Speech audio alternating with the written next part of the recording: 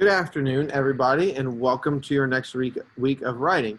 So last week we took a lot of skills with sentences and paragraphing, and we're going to transition those this week into starting to write our own narrative fiction stories, so realistic fiction stories. And so today, before we really get started with the writing process and crafting our own story, we want to take a minute and review what realistic fiction is. If you guys can remember, we talked about realistic fiction last week when we started reading. And then we just kind of want to touch on that and review that again moving into writing, because really understanding the way realistic fiction works and is written is going to be able to help you write your own stories accurately for what should be a realistic fiction story. So let's start just with the basics of what does fiction mean, right? So we have fiction and nonfiction are the two big genre gaps in literacy and reading. And so a fiction means it's a story that's told or written that's not fact. So fiction stories are not true. They're not real at all. You may have some real facts and things like that mixed into the story, but the story itself is completely made up. It's not true or real. It's not based on truth, right? And there's a few things that need to be included in just any fiction story, right? You have to be able to read them in order. There has to be like a beginning, middle, end. You're not just simply like putting a bunch of random things together in no order. And then you've got certain things, certain elements that you have to have. You have to have characters in the story. You have to have a setting, like a date or like a time and a place where the story takes place. You need a problem that's going to happen with the events around that problem, and then a solution or something that fixes that problem, okay? If you don't have all of those elements in the story, it's not a fiction story, whether it's realistic, fantasy, or anything like that. You have to have the characters with a setting, a problem, events, and a solution. And then we're going to kind of talk about how fiction story is written. We call it the fiction story mountain, where you start and you build background, you introduce the main characters and the main setting for the story, and then kind of it goes up into the rising action, and that's going to include the different events that lead you up to the main problem. So like think little small things are happening all the way up, and then you get to the climax, which is where this is the big problem is here now. This is the high point of the story. This is the worst it's going to get. What are we going to do to fix that problem? And then you have what we call the falling action, which is slowly happening over time as the characters start to work on solving that problem and find a solution. They may try a lot of different things or just a couple things depending on the length of the story. And last, you're going to end at that resolution, which is things end up and the story solved.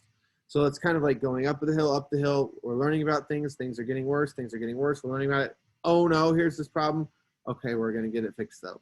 Right, and so every fiction story has those parts in it. If you don't have all those parts, it's not a fiction story. But then we talked about what makes a story a realistic fiction story. So we just know that in general, any story that's made up, any story that's not based on truth, or it's not a bunch of facts or information, is what we call a fiction story. But then we go into more detail about realistic fiction, and there's 4 things I really want to talk about that make a story a realistic fiction story. The first one is that a story is definitely made up, but it could happen in real life. So even though it's not true, even though it's not accurate information, it means that you could see that character being real. You could see what's happening every day in real life. The second thing is that the characters look and they act like real people. Okay, so they're not really cartoonish. The characters aren't these people who, have magical powers. They act like real people, they have real problems like real people would, and they talk like real people. The next thing is that the setting has to be realistic, and sometimes it's even a real place. So it's not taking place on Mars or in a spaceship or anything like that. The setting is realistic. It could be at a school or a park or your home, but it's a place that you could go to, a place like that in your real life. You could get in a car and drive there, or you could walk there. You could be picturing yourself in that place in a real life setting.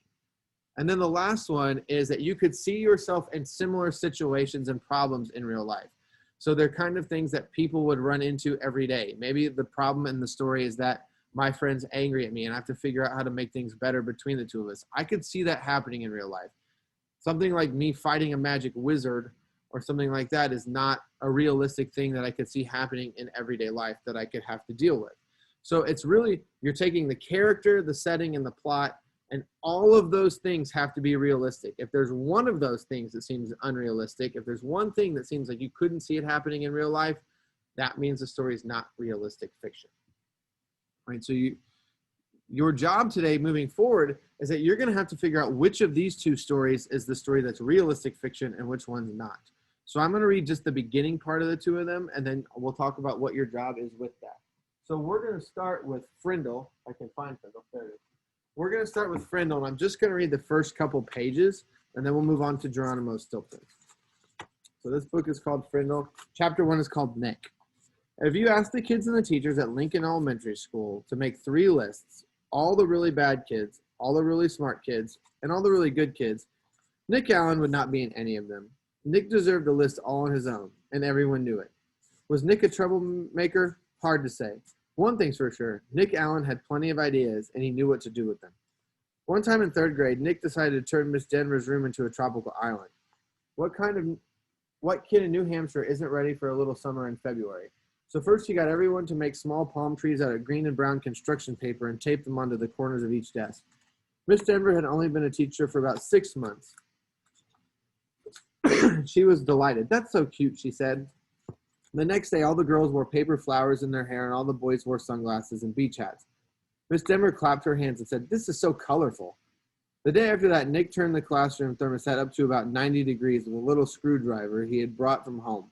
All the kids changed into shorts and t-shirts with no shoes, and when Miss Denver left the room for a minute, Nick spread out 10 cups of fine white sand all over the classroom floor.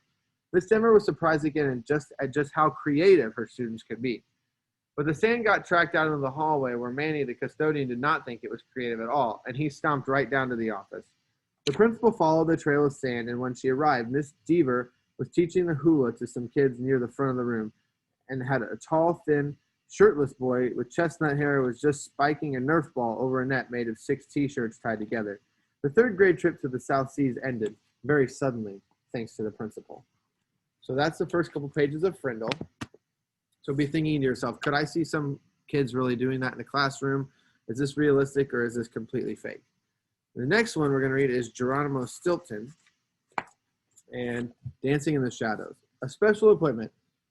It was a cool evening in New Mouse City, and the hall at the Rabbit Rodent Readers Club was slowly emptying out. I had just finished reading from my latest book, Wavering Whiskers. How I love meeting my readers in the fur. Oh, pardon me, I nearly forgot to introduce myself. My name is Thea Stilton, and I'm a special correspondent for Rodent Gazette. I travel all around the world chasing stories between adventures. What I love more than anything is writing. Thea, your new book is Fabumouse, said Lucy, the Readers Club president.